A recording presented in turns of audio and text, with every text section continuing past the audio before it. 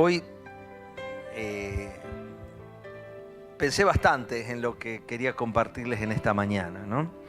Y lo digo no solamente para los que estamos aquí, sino para todo aquel que puede estar viendo esta reflexión, puede estar viendo este video quizás mucho tiempo después de esta mañana, 9 de marzo, en que lo estamos compartiendo aquí. Así que a unos y a otros quiero invitarle a que nos podamos introducir en esta lectura.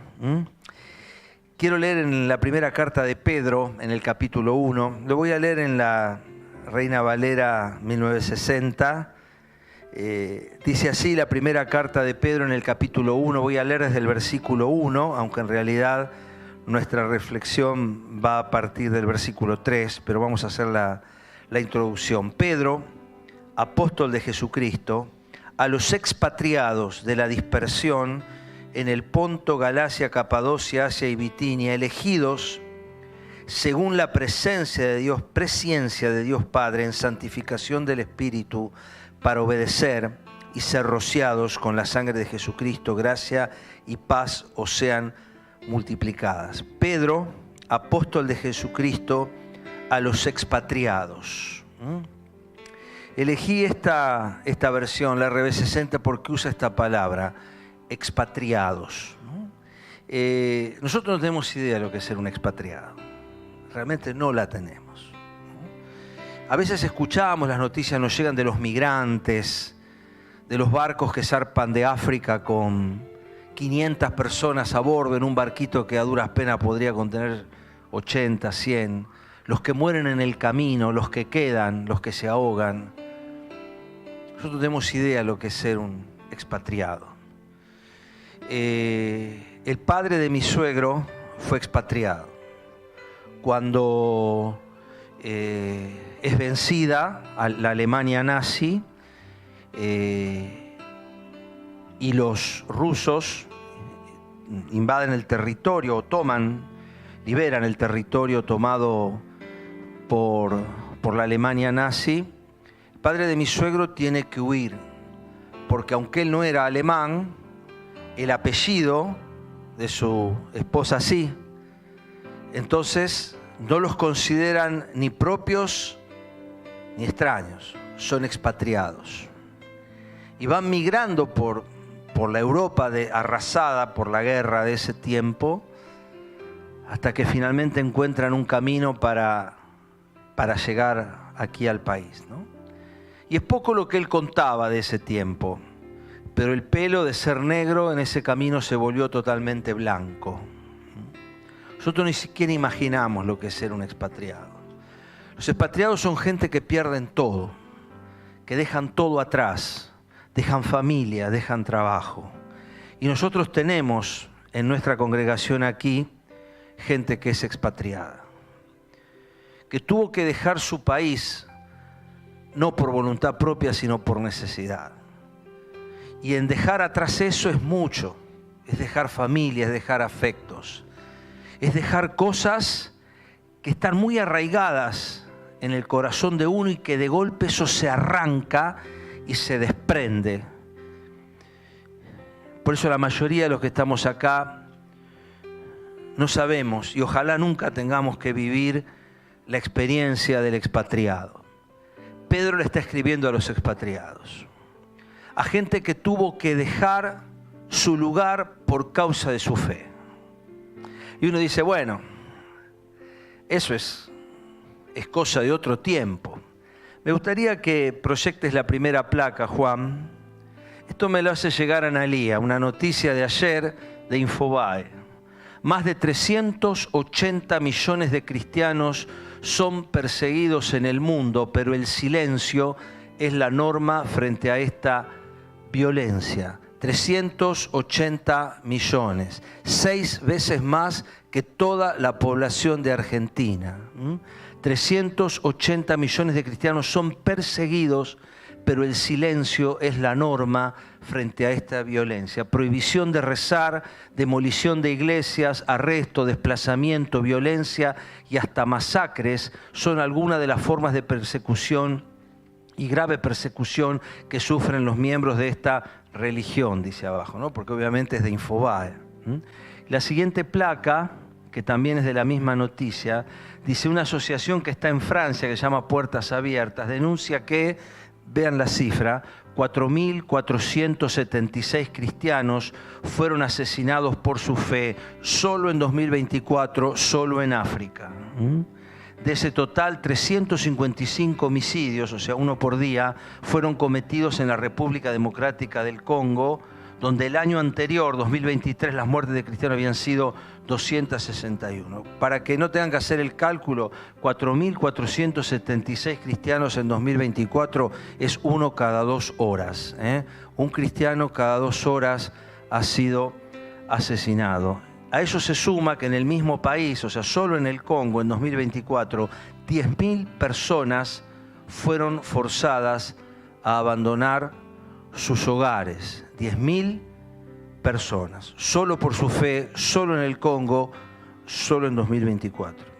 Cuando nosotros leemos la historia y pensamos en la persecución de los cristianos, siempre nos evocamos a Roma, a lo que era el Coliseo, la persecución en otras épocas, ¿no?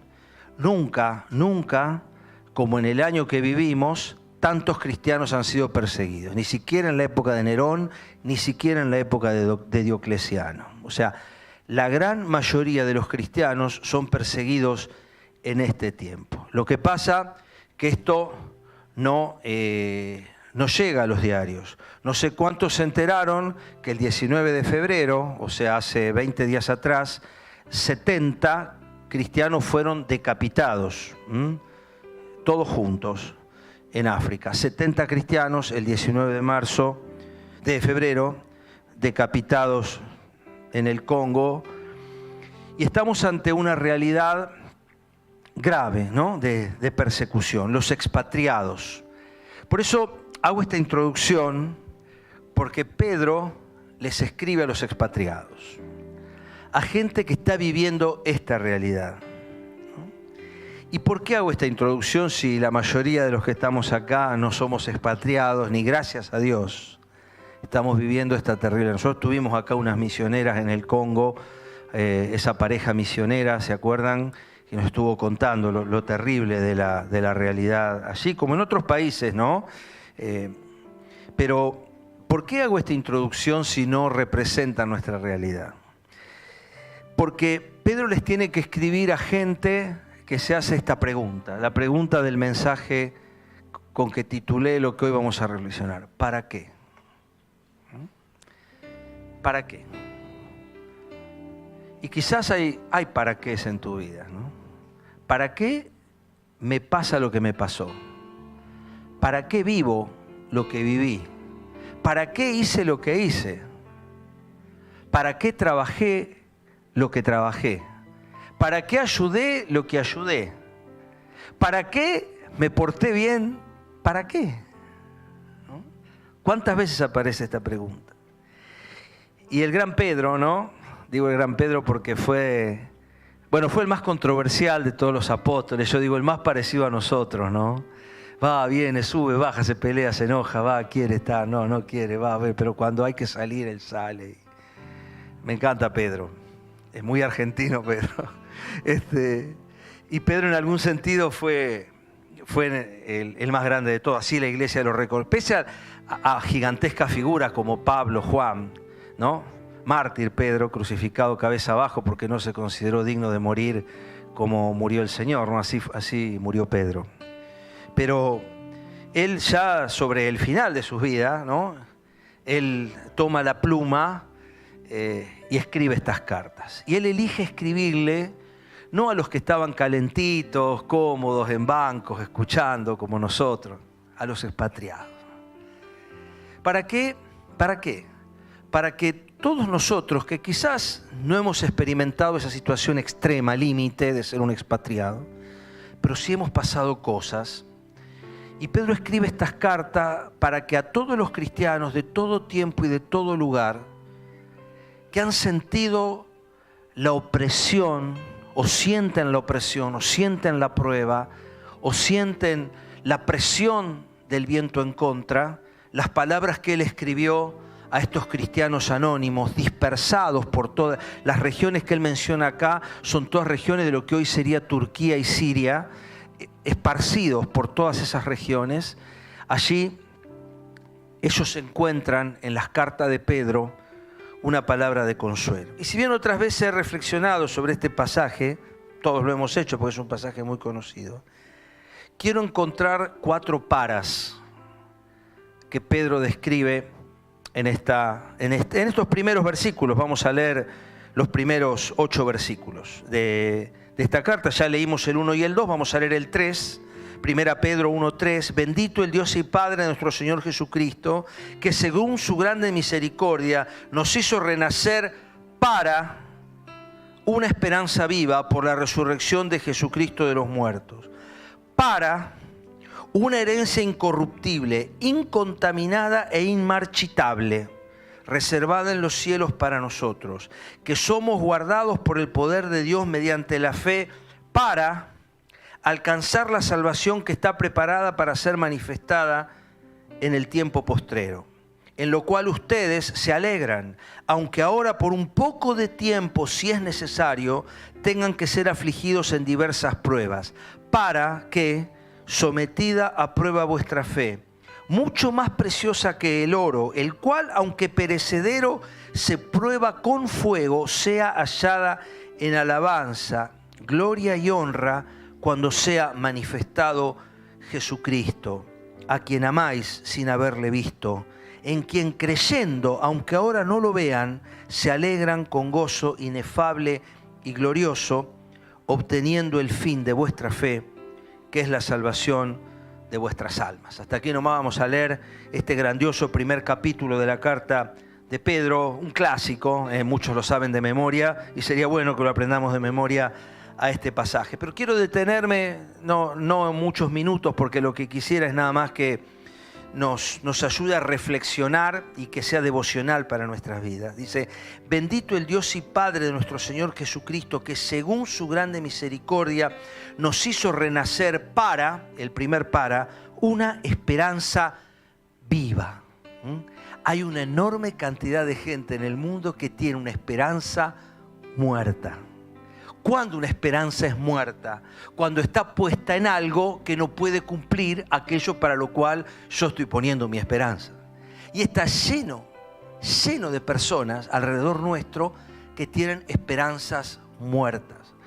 ¿Qué es una esperanza muerta? Aquel que confía que le va a ir mejor cuando tenga más plata. Aquel que confía que va a prosperar cuando cambie el gobierno. Aquel que confía que si estuviera casado con otra persona quizás sería más feliz. Aquel que cree que con el paso del tiempo va a lograr alcanzar, por el solo hecho del paso del tiempo, una mejoría de la situación en que está. Esperanzas muertas. Ni que hablar del 15 y del dinero y de la enorme cantidad de cosas. Nos hemos llenado de fetichismo. Mire, yo he encontrado altares del Gaucho Gil allí donde ni siquiera hay una estación de servicio. Ahora que anduvimos por el sur, vos te encontrás los paisajes, tú buscás una estación de servicio, no hay, pero está el altar del Gaucho. Ahí sí está. Increíble. Llenamos el país, llenamos la nación, llenamos la sociedad de esperanzas muertas. Y este confía en esto y en las constelaciones y en lo otro y en el tarot y en cuánto fetichismo, cuántas cosas. En un mismo kilómetro encontramos el altar del Gaucho, el altar de la difunta Correa y llenándonos de cosas, esperanzas muertas. ¿Por qué son muertas esta esperanza? Porque la Correa está difunta, ¿no? Difunta. Y el Gaucho Gil está difunto. Pero nuestra esperanza, ¿por qué está viva? Porque es basada en la resurrección de Jesucristo de los muertos. Gloria a Dios. Porque nuestra esperanza no está puesta en algo muerto. Dice Pablo, otro gran apóstol, en 1 Corintios capítulo 15, que si Cristo no hubiera resucitado, nosotros seríamos los más dignos de lástima de todos los hombres. Estoy citando literalmente la palabra de Dios, 1 Corintios capítulo 15. Si Cristo no hubiera resucitado, seríamos los más dignos de lástima de todos los hombres. Más ahora, Cristo ha resucitado y primicias de los que durmieron es hecho. Así termina el versículo. O sea, Él es la primera evidencia de la primera evidencia de la esperanza viva. Por eso nosotros no confiamos en una esperanza. Me dice, bueno, ¿cómo sabes que Cristo resucitó? Mira, la evidencia de la resurrección de Cristo, lo hemos hablado y se habla siempre esto en Semana Santa, es demoledora. O sea, la resurrección de Cristo es imposible de negar históricamente, no bíblicamente. Es imposible de negar históricamente. Y al que le interese indagar más de esto, hay un libro que se llama Evidencia que exige un veredicto, entre otros, de Josh McDowell, que demuestra fehacientemente que la resurrección de Cristo es un hecho históricamente comprobable. Hay mucho más evidencia de la resurrección de Cristo de que la que hay de que Homero haya escrito la Ilíada y la Odisea, por ejemplo. Hay mucha más evidencia de la resurrección de Cristo de que muchos de los hechos que ahora que empieza la escuela los chicos van a estudiar en la semana. Porque Cristo ha resucitado. Nuestra esperanza es una esperanza viva. Y este es el primer para. Pedro les está diciendo, ustedes están expatriados, han perdido sus casas, sus hogares, sus trabajos. Tenían todo y han tenido que huir. Como los padres de mi suegro que tenían una casa, una finca, un lugar, un trabajo, huyeron con la ropa puesta, se fueron. Se fueron. Expatriados, no tienen nada, pero tienen una esperanza. Y esa esperanza está viva. Dios quiere decirte en esta mañana que no estás confiando en una esperanza muerta. Tu esperanza, que es Cristo, está viva. Dice la Biblia, Cristo en vosotros, la esperanza de gloria. O sea, nosotros tenemos una esperanza que no está basada en que nos vaya más o menos bien, en que prosperemos o no prosperemos. Son accidentes de la vida. Nuestra esperanza está puesta en alguien que volvió de la muerte. Es el único que volvió de la muerte para no volver a morir jamás. Ahí está puesta nuestra esperanza. Entonces, cuando sientas el viento, cuando sientas que sopla, cuando sientas como debe haber sentido esa situación terrible que vivió esta gente, lo vivió a principios de siglo en Santa Fe, se vivió en La Plata, el agua que avanza es una cosa aterrorizante porque no se puede frenar, no hay nada que se pueda hacer contra eso. Cuando veas que las aguas suben y se llevan todo, hablando simbólicamente en nuestras vidas, Pedro te dice, la palabra de Dios te dice, ni siquiera Pedro, es que por su gran misericordia nosotros hemos renacido para una esperanza viva. Hace muchos años atrás, y es conocida esta frase, renacidos para una esperanza viva, porque en el Instituto Bíblico de Palabra de Vida, allí en Monte, llegaron dos jóvenes adictos, novios, ambos con SIDA, o sea, no ya con HIV positivo, sino con ya el síndrome de inmunodeficiencia adquirida como ya enfermedad instalada. Y ellos conocieron a Cristo. Cuando ya la ciencia nada podía hacer en ese momento, hoy sí hay mucho por hacer, pero 20 años atrás era poco el arsenal que había contra esto. Y cuando ellos eligieron contar su historia, que se transformó en una obra de teatro que recorrió el mundo, le pusieron este nombre, Renacidos para una esperanza viva. Porque ellos terminaron falleciendo de su enfermedad. Pero su testimonio traspasó sus vidas. Y ellos hoy están gozando junto al Señor Jesucristo de esta esperanza viva. Porque no pusieron su esperanza en cosas transitorias, sino en aquel que resucitó de los muertos. Así que nos hizo renacer para una esperanza viva, que es la que vos y yo tenemos. Pero para algo más. El versículo 4 dice, y ahí quizás Juan lo proyecte, dice, para una herencia. Para una herencia. Y usa 3 adjetivos acá. Incorruptible, es decir, que no puede pudrirse. Incontaminada, es decir, que no pueden contaminarse. E inmarcesible, que quiere decir inmarchitable, que no se envejece. O sea, nuestra herencia no se corrompe, como otras herencias, no se contamina, como otras herencias, y no se pierde, no se desgasta, no se desvaloriza, no se devalúa, por usar términos argentinos, como otras herencias. una herencia que está reservada en los cielos para vosotros. Y uno dice una herencia, ¿no? Pero uno la ve tan lejana. Miren, cuando pensaba en esto, pensaba en esta frase. Me gustaría que proyectes la otra foto, Juan. No es tonto, quiero que lean bien esta frase, no es tonto quien da lo que no puede conservar para ganar lo que no puede perder. No es un juego de palabras, a ver, miremoslo bien. No es tonto la persona que da lo que no puede retener, lo que no puede conservar, a cambio de ganar lo que no puede perder.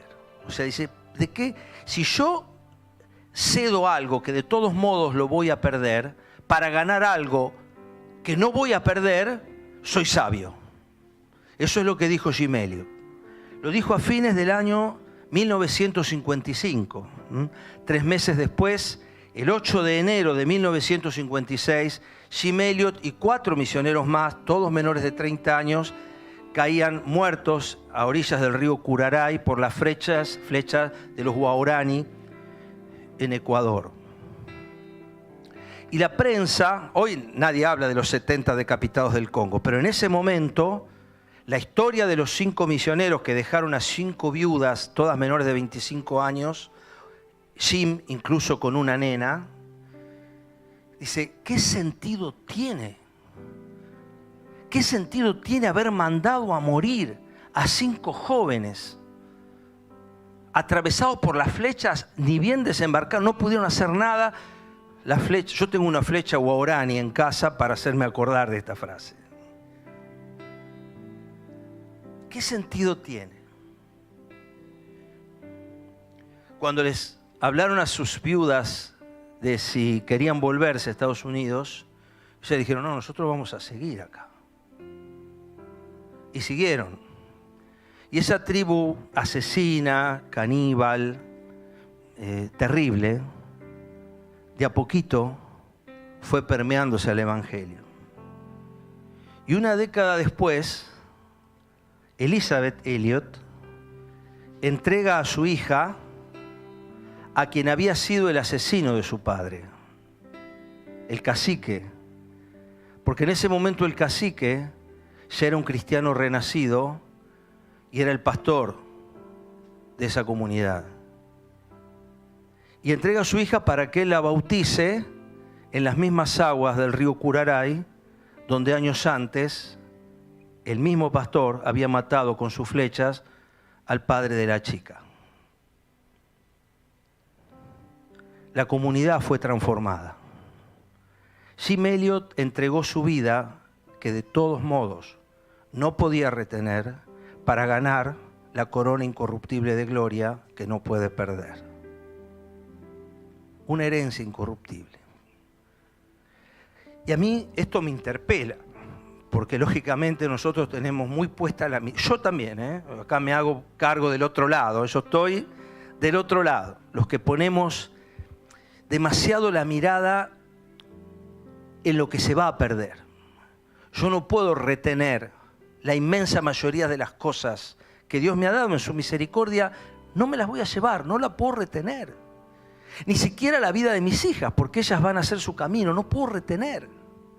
¿Cuánto puedo retener de lo que Dios me ha dado? Ahora hay cosas que sí van a cruzar el charco. Y siguiendo la frase de Jim Elliot, qué bueno sería que yo tuviera la astucia, la gracia, la sabiduría de poner menos énfasis en las cosas que de todo modo no voy a poder retener para esforzarme en ganar aquellas que no puedo perder.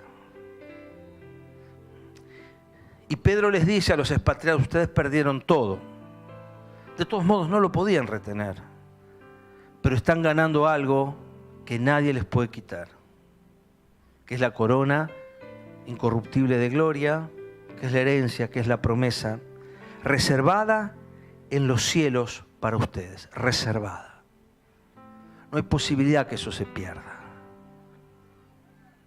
Escuchaba el testimonio de un comerciante en La Plata, 30 millones de pesos en chocolate perdió él el comerciante. Mis chicas se lamentaban más por el chocolate que por los 30 millones de pesos cuando escucharon la noticia. Pero 30 millones de pesos en chocolate perdió. No sé qué cantidad de baldes de dulce de leche se lo llevó el agua. Dije, oh, pobre hombre, ¿no? Yo digo, terrible, terrible. Es una camioneta en dulce de leche. Un auto. Pero en los cielos nuestra herencia está reservada. No se la lleva el agua, no se la lleva el viento, no se la llevan las fluctuaciones cambiarias. Qué bueno poder entender esto, ¿no? Para una herencia reservada.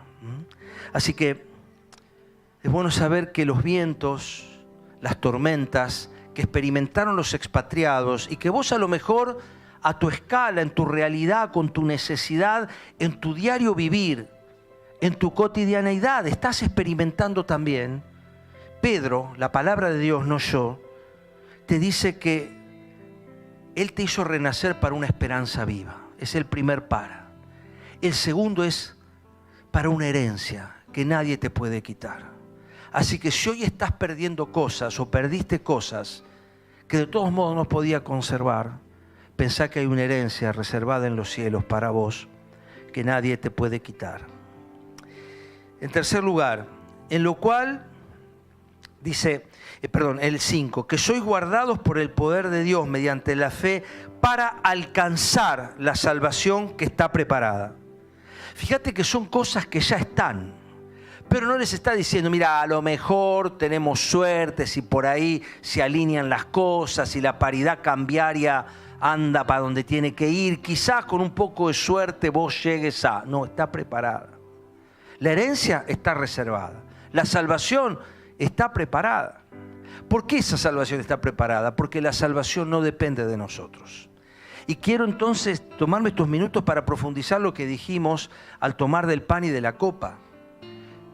Nosotros creemos, por lo que dice la palabra de Dios, que la salvación es por gracia, no es por obras. Efesios capítulo 2, versículos 8 y 9. Nosotros no somos salvos por nuestros méritos, porque nadie sería salvo. Porque la Biblia dice, por las obras de la ley, o sea, por las cosas buenas que yo puedo hacer, según lo que la palabra de Dios dice, ningún ser humano será justificado. Es palabra de Dios. Yo no puedo hacer nada para ganarme algo que no puedo alcanzar. O sea, no hay manera. Y esta comprensión que el cristianismo a lo largo de la historia ha tenido muchas confusiones en este sentido. La salvación siempre es por gracia. Nunca fue por obras. ¿Por qué? Porque Pablo, escribiendo a los Romanos, capítulo 3, les dice, no hay justo ni aun uno, no hay quien haga lo bueno, no hay ni siquiera uno. Ah, pero yo conozco mucha gente nueva. Sí, por supuesto, dependiendo de la lupa con que la mires es buena. Seguro, no mató a nadie. Sí. En ese sentido hay mucha gente buena. No sé acá quién mató a alguien. Por favor, no levante la mano porque nos genera un problema. Tenemos que hacer la denuncia. Nadie mató a nadie, creo yo. Pero eso no nos hace buenos. O sea, ¿buenos en relación a qué? ¿Cuál es el término de comparación para decir que uno es bueno? Cuando yo soy mirado con la lupa de Dios, claro, y ni siquiera con la lupa de Dios, con mi propia lupa, no soy bueno. Yo sé efectivamente que no soy bueno. Porque yo conozco muchas cosas mías que nadie conoce. Entonces yo, si me miro con honestidad, digo, yo no soy bueno. Jesús mismo, cuando le dijeron maestro bueno, dice, ¿por qué me llamas bueno? No hay ninguno bueno, sino solo Dios. Hasta el propio Jesús lo dice, aunque él era bueno, claramente.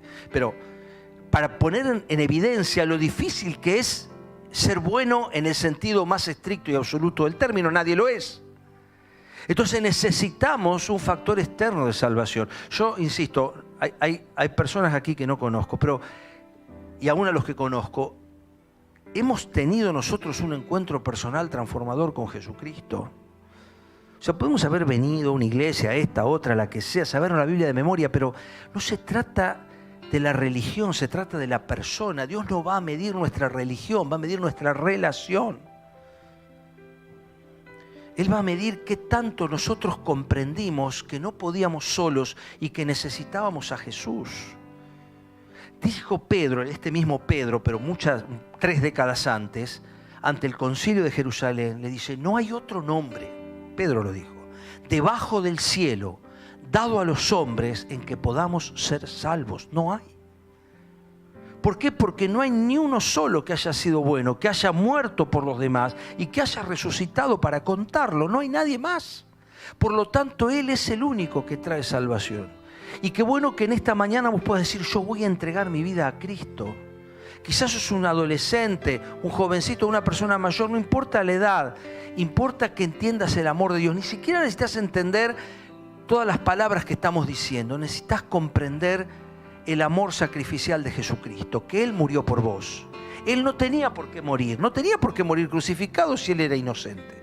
Pero en la muerte en la cruz no fue por Él, fue por mí. Él murió por mí. Y por vos, y por cada uno de los que eligen reconocer que esa muerte aplica a su vida. ¿Tiene una aplicación general? Sí, pero para todo aquel que cree.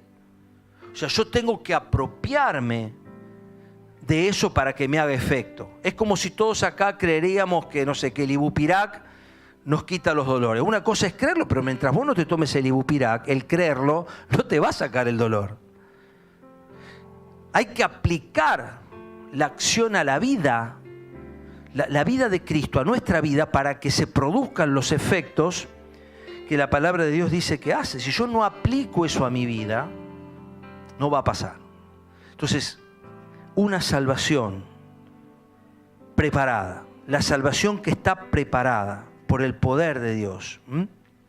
El versículo 8 diría, a quien amáis sin haberle visto, en quien creyendo, aunque ahora no lo vean, se alegran con gozo indescriptible y glorioso, obteniendo el fin de vuestra fe, que es la salvación de vuestras almas. El creer en Él, dice Pedro, es lo que trae salvación a nuestras almas. Dios quiere que al menos hayas entendido esto en esta mañana, que un encuentro personal con Cristo es determinante para todo lo demás. Todo empieza ahí. El principio de la fe empieza en un encuentro personal con Jesús, que claramente no lo vemos, porque acá Pedro dice, a quien amáis sin haberle visto. La propia gente a la que Pedro está escribiendo no lo vio a Jesús. Todos vinieron al Evangelio mucho después de la muerte de Cristo. No lo conocieron personalmente, nunca lo vieron, pero sin embargo creyeron. Y a gente que está pasando por dificultades, problemas tremendos como esta, y quizás como lo que vos vivís también, el mejor mensaje que tenemos para darte es que Cristo es el único que es capaz de proveer una salvación que ya está preparada. Así que tenemos una esperanza que es viva, una herencia que está reservada, una salvación que está preparada. Y finalmente, el cuarto que es el que menos nos gusta, el 7, versículo 7 de 1 de Pedro 1, dice, ¿para qué? Sometida a prueba vuestra fe, mucho más preciosa que el oro, el cual, aunque perecedero, se prueba con fuego, sea hallada en alabanza, gloria y honra, cuando sea manifestado Jesucristo. Hay un reel que anda circulando en Instagram, por ahí me llegó a mí, es un hombre de color, un hombre de raza negra, que dice algo que es verdad. ¿Por qué a veces nos frustramos tanto, incluso los cristianos, en que no se alcanzan determinadas cosas? Y él dice, porque nuestra mirada está puesta en el fin y no en el proceso. Ayer a la tarde, mientras las mujeres acá tenían la reunión con Miriam, con Gabriel estábamos charlando con Gustavo, el esposo, Gustavo Sarza. Ellos han pasado y pasan aún al día de hoy pruebas muy duras. No sé si saben, el hermano de Miriam está pasando también por un proceso oncológico muy grave. Hace unos 4 años le habían dado 6 meses de vida. El domingo pasado predicó en la iglesia. Él está en un proceso de enfermedad. Muy probada la familia. Pero Gustavo nos dijo algo, porque la gente que está en el proceso comprende cosas que los otros no comprenden. Y él nos decía esto, nos decía, nosotros muchas veces ponemos el foco en lo que pasa con nuestra carne y Dios pone el foco en el propósito que Él pretende alcanzar a través de lo que pasa con nuestra carne. Y esto es verdad, porque cuando a vos te duele la carne. Cuando vos tenés un problema, te duele esto. Y cuesta ver el propósito de Dios. Pero Dios, que mira el ciclo completo, que tiene el cuadro completo y no parcial como lo tenemos nosotros, Él a veces ve las cosas que se van a dar en nuestra vida a través de ese determinado proceso. A nadie le gusta el proceso. A nosotros nos gusta el proceso terminado, ¿no? Nos gusta el final. Nos gusta el final feliz, ¿no? Y comieron perdices. Bueno, ahora ya no se dice más eso, pero antes en las películas terminaban así. Eso sí, pero a nadie le gusta el proceso. Sin embargo, la Biblia dice que ninguna disciplina al presente, Hebreos 12, es causa de gozo, pero da fruto apacible de justicia a los que en ella han sido ejercitados, ¿no? El gozo nunca está en la prueba. Es muy difícil. El gozo está puesto en realidad. El gozarse en la tribulación no está en, ay, qué lindo, cómo estoy siendo probado. Eso sería masoquismo, no sería cristianismo. Nadie se va a gozar en el problema.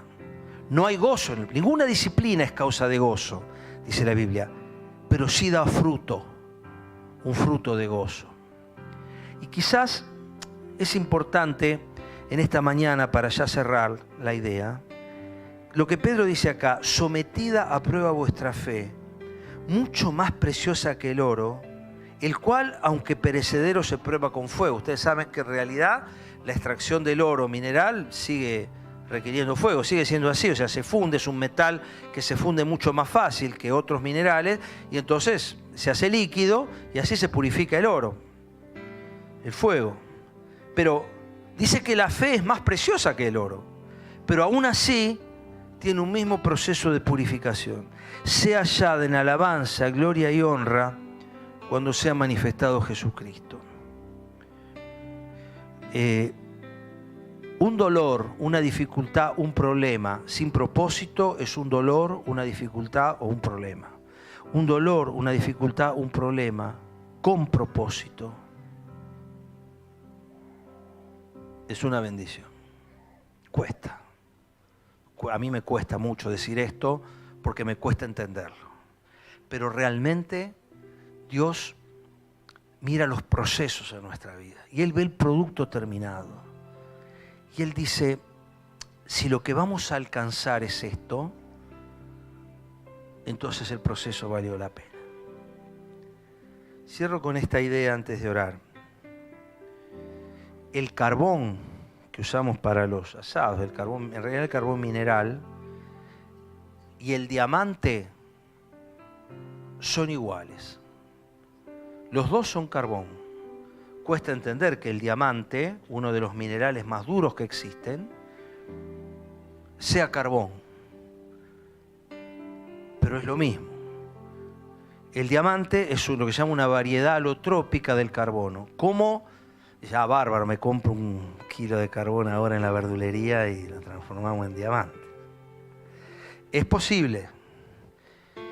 Lo que pasa es que ese carbón de la verdulería habría que aplicarle una presión que aún al día de hoy es imposible de alcanzar por métodos humanos. Habría que someterle varios kilómetros de montaña arriba a ese carbón de presión para que progresivamente se transformara en diamante. La única diferencia entre el carbón y el diamante es la presión. Y quizás en tu vida hay presión porque Dios en los cielos quiere recibir diamantes. La prensa no es feliz, pero a veces el resultado sí. Quiero invitarte a cerrar tus ojos y quizás puedas en esta mañana decirle: Señor, yo no la estoy pasando bien con cosas que me han pasado o me pasan en mi vida. Pero Señor, quiero pedirte que me ayudes a comprender que tu amor está presente, que tu abrazo me acompaña. Y lo que estoy viviendo, Señor, es parte de una permisión, de un trato que tú estás teniendo conmigo. Señor, yo quiero reconocer también que tú tienes el poder de librarnos. Quiero reconocer, Señor, que tu poder me puede librar. Y Señor, sé también que nada ocurre en mi vida sin tu permiso. Por eso, Padre, quiero pedirte ayuda. Quiero pedirte ayuda en este tiempo, para que si es tu voluntad, como oró Jesús, como oró Pablo, quites de nosotros este aguijón, esta prueba. Pero Señor, queremos hacer tu voluntad. Y en esa voluntad, Señor, también comprendemos que nada de lo que nos está pasando escapa a tu amor y a tu control. Ayúdanos, Señor, a ser firmes. Ayúdanos a salir adelante. Te pido, Señor, en esta mañana, que a mí el primero nos ayudes a comprender que a veces, tu permisión hace que pasemos cosas para que en definitiva nos despojemos de cosas que de todos modos no podemos conservar, para alcanzar aquellas cosas que nadie nos puede quitar. Señor, ayúdanos a comprender esto, que es muy grande y difícil, pero que a la vez, Señor, nos va a traer paz y libertad, porque confiamos en un Dios que nos abraza y nos protege, nos ayuda y nos guía, aún más allá de las circunstancias. En el nombre de Jesús. Amén. Compartir esto. Gracias a los que también han estado siguiendo este video de principio a fin. Que Dios también bendiga tu vida y te fortalezca, al igual que a nosotros aquí.